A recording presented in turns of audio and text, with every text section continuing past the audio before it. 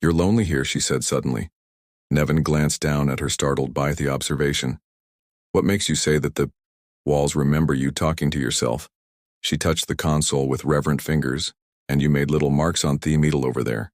Counting days, but you stopped making them a long time ago." Before Nevin could respond, a sharp beep cut through the air. The proximity alert pushed Fanny gently aside and focused on the readings. "Something's approaching from the east," he said, voice tightening, moving slowly. Methodically, Tia was beside him instantly. "How many can't tell signals distorted?" Nevin switched to thermal imaging. 3 heat signatures resolved, on the screen widely spaced, converging on the station from different angles. 3 at least. Darius never works with fewer than 6, Tia said. The others must be shielded. Praphany suddenly gripped her mother's hand. "I can feel them," she whispered. "They're angry, cold." Inside, Nevin made a decision. "We need to move to the lower levels." This facility was built with a secondary emergency shelter beneath the primary systems. The entrance is concealed, he gathered. What supplies he could carry: medical kit, emergency rations, 2 spare power cells. For his shock baton, Tiao lifted Praphany into her arms despite the child's protests that she could walk this way. Nevin led them through dimly lit corridors, past defunct laboratories and storage rooms filled with abandoned equipment. At the far end of the facility, he knelt beside what appeared to be a standard maintenance hatch and entered a code on the manual keypad. The panel slid open silently, revealing a narrow passage that descended steeply. The corporation was paranoid about industrial espionage. Nevin explained as they climbed down. "Built this as a secure area for sensitive research, self-contained life support power systems, independent of the main grid." The space below was smaller than the main living quarters, but well-equipped. Emergency lighting activated, automatically illuminating a room with basic survival provisions and monitoring equipment.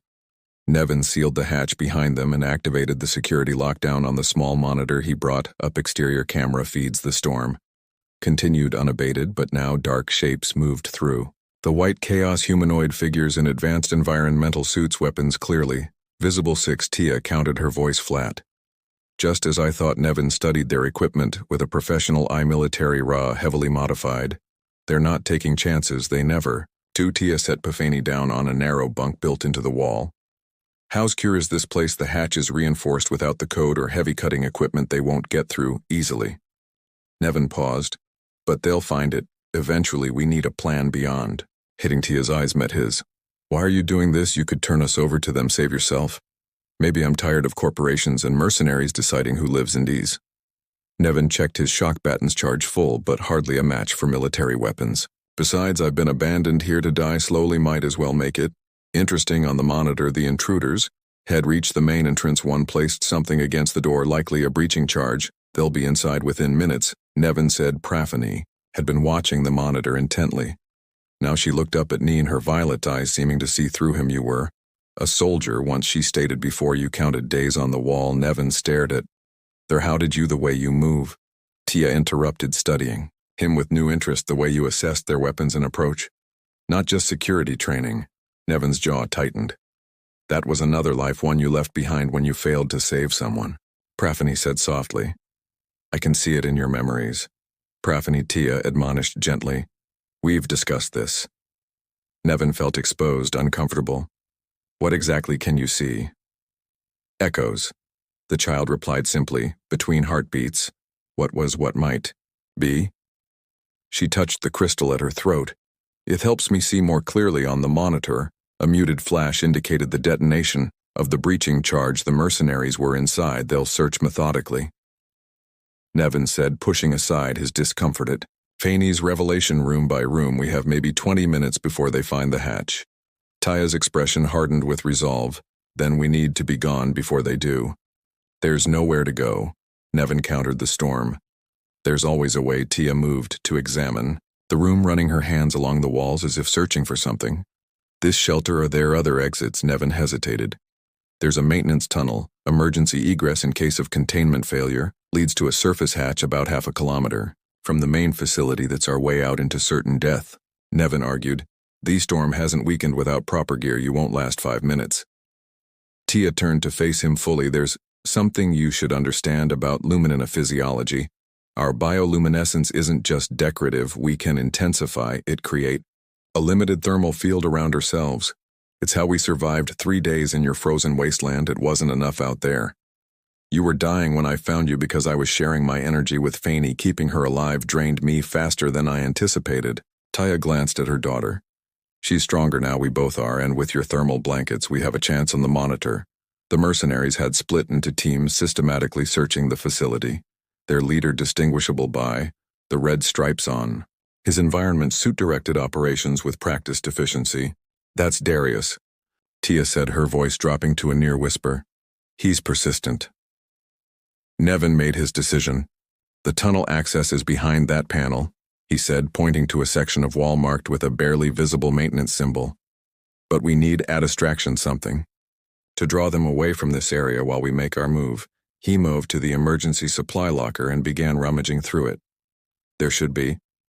Yes, he withdrew a small device, rectangular and unassuming remote detonator for the geothermal regulator. In case of catastrophic failure, you're going to blow up the station? Taya asked, alarmed. No, just create a controlled emergency in the primary power core. It'll trigger alarms, force them to investigate. Nevin checked the devices. Battery, they're professionals. They'll need to assess the threat before continuing their search. Fanny had been silent, watching the monitor where Darius's team moved through the station's corridors with cold precision. Now she spoke, her voice oddly distant. He killed others like, as she said, children. I can see their faces in his memory.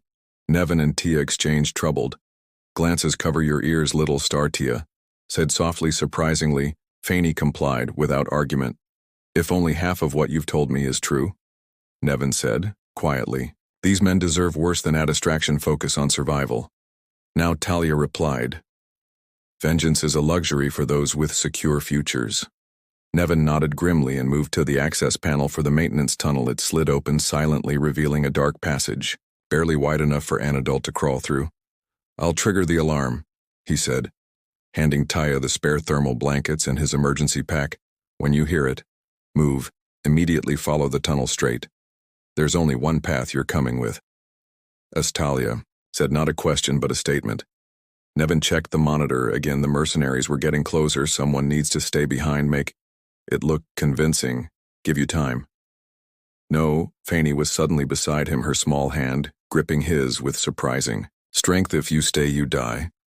I've seen it. Nevin looked down at her, then at Taya. Something unspoken passed between them. Understanding perhaps, or resignation to forces beyond their control. 30 seconds after the alarm, he finally said, all office together. Outside, the storm continued its endless assault on the frozen landscape. Inside, 3 unlikely allies prepared to challenge, both human hunters and nature's fury, bound together by circumstance and choices that echoed between heartbeats. The maintenance tunnel was never designed for comfort. Nevin crawled ahead, elbows and knees scraping against raw metal. The remote detonator clutched in his left hand behind him.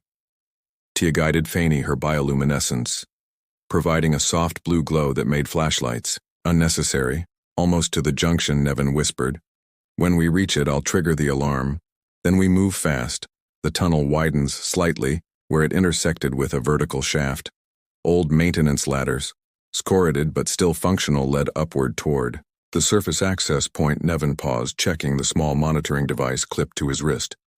The mercenaries had spread throughout the facility, methodically clearing each section now, he said, pressing the detonator's activation sequence for a moment. Nothing happened.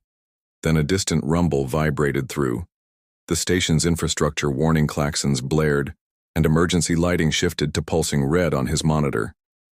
Nevin watched as the mercenaries reacted immediately, converging toward the power core. As predicted, go, he urged. Starting up the ladder, Tia lifted Pavani onto the first rungs, then followed. They climbed insolence, the alarm's wail muffled by layers of insulation and steel. Nevin's muscles protested each movement. Too many years of minimal exertion in the station's confined spaces had left him weaker than he cared to admit. But adrenaline pushed him upward. Rung by corrided rung, the surface access hatch was exactly where station schematics had indicated a small emergency exit designed for evacuation during catastrophic system failure. What the schematics hadn't mentioned was the ice ceiling it shut. Damn it, Neen muttered. Pushing against the frozen mechanism, it didn't budge. Tia climbed up beside him, studying the problem without a word. She placed her palm against the metal, her bioluminescence intensified, concentrated. In her hand, steam rose where her skin met ice. "Step back," she said softly. Nevin moved aside, watching as she systematically melted the ice around the hatch's perimeter. The process took precious minutes each passing second, increasing the risk of discovery. Finally, the seal broke with a crack that echoed down the shaft. "They'll have heard that," Nevin warned, helping her push the hatch open. The storm hit them like a physical blow. Wind howled through the opening, carrying particles of ice that stung. Exposed Skinnivan went first, pulling himself onto the surface and immediately crouching low to reduce his profile against the driving snow. He reached back to help Finney. Then Tia. Outside visibility was virtually non-existent. The blizzard had intensified. A solid wall of white that concealed everything beyond a few meters. Cold penetrated Nevin's thermal gear, instantly finding every weakness in the patched fabric. "Which way?" Talia shouted above the wind, clutching Penny close to her side. Nevin oriented himself using the facility's outline, barely visible through the storm. "East." He called back, "Your ship, if it's still intact enough for shelter, it's our best option." He activated his locator beacons, receiving function, programming it to track their back trail from 3 days earlier. A faint signal registered the direction Tia and Praphany had come from. "Follow me," ordered, taking Penny's hand. "Stay close." They pushed forward into the maelstrom, each step a battle against howling wind and treacherous footing. Tia's bioluminescence created a small pocket of relative warmth around them. But Nevin could see the effort it cost. Her face-strained jaw clenched tight. Praphany moved with surprising strength. For a child who had nearly died hours earlier, her eyes remained fixed forward, occasionally closing as if listening to something beyond the storm's fury. "They know," she said suddenly, her voice carrying clearly. Despite the wind, he feels the heat signature moving away. Nevin didn't question how she knew. He'd seen too many inexplicable things across too many worlds to discount the child's abilities. "Then we move faster," he responded, increasing their pace. They struggled onward for what felt like hours, but was likely less than one. The cold seeped deeper with each passing minute, turning Nevin's muscles to stone and his thoughts to fragmented ice. Only the knowledge that stopping meant death kept him moving behind them, barely visible through the white chaos. Flashes of light appeared, search beams cutting through the storm. "They're following," Tia observed, her voice tight with exhaustion. "Of course they are," Nevin replied grimly. "Men like that don't give up easily." He checked his locator. "We're close to your ship, another kilometer. Maybe less." Iphany stumbled suddenly, her small legs finally giving out. Nevin lifted her without hesitation, cradling her against his chest as they continued forward. Her weight was nothing compared to the burden of memories he'd carried 4 years. "You were a father once," she whispered against his neck, the words meant only for him. "Before this place, before the cold came inside you." Nevin's steps faltered. "You can't know that I see the echoes," she insisted. "A little girl. Your little girl. You couldn't save her either." Something broke inside Neon, then a wall of ice he built around memories too painful to face Harlow, his daughter, 6 years old when the outbreak hit their colony world. He'd been off-planet serving as security for a corporate delegation by the time he turned quarantine. Protocols had been enacted, no one in, no one out. He'd watched from orbit as the colony burned, sterilized by the same corporation that had failed to deliver vaccines in time. "That's why you help us." Penny continued, her voice fading as exhaustion claimed her. "You see her in me." "Save your strength," Nevin said roughly, pushing forward with renewed determination. The distant lights grew closer, shouts carried on the wind, the hunters communicating. Coordinating their pursuit, Nevin estimated they had minutes at most before they were overtaken. Then, emerging from the white void like a ghost, the crashed transport appeared. It was smaller than Nevin had imagined, barely larger than a standard escape pod. Its hull was cracked but largely intact, half buried in snow and ice. There he pointed. Talia surged ahead, clearing snow from the entry hatch with desperate energy. The ship's systems were dead, but the sealed cabin would provide shelter from both the storm and thermal scanners. Talia wrenched the manual release and the hatch groaned open. Nevin passed Fanny to her mother, then turned to face the approaching lights. "Get inside," he ordered. "Seal it behind you."